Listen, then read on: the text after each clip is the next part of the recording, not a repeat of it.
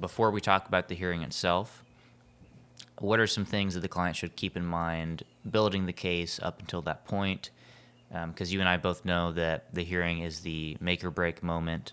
You have the best chance to win your case, highest approval rating at the hearing level, but you also have many opportunities to tank your own case. And so before we actually get to that point, what are some pieces of advice you have for clients?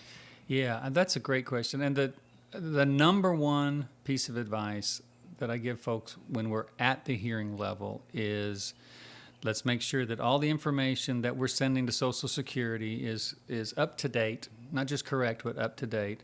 The worst thing that you can do, well, one of the worst things that you can do in a hearing is go in there with your chest puffed out in, the spring of 2026, and we haven't updated your medical records since the spring of 2025.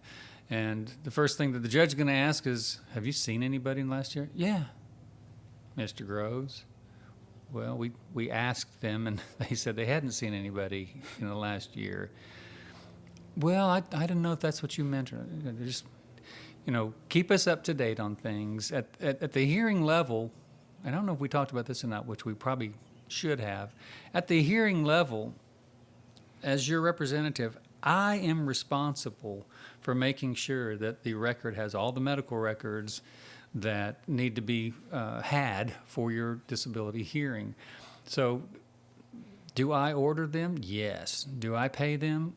Good God Almighty, I pay a lot of money every year for medical records. Yes, I pay for them. And unlike some firms, I don't bill you for it. I just eat those costs. But it's my responsibility, and because it's my responsibility, you got to keep me informed. Mm-hmm. I saw, Dr. Smith 2 weeks ago. Okay, well, the hearing's in 2 weeks, so we probably have enough time to get those records in.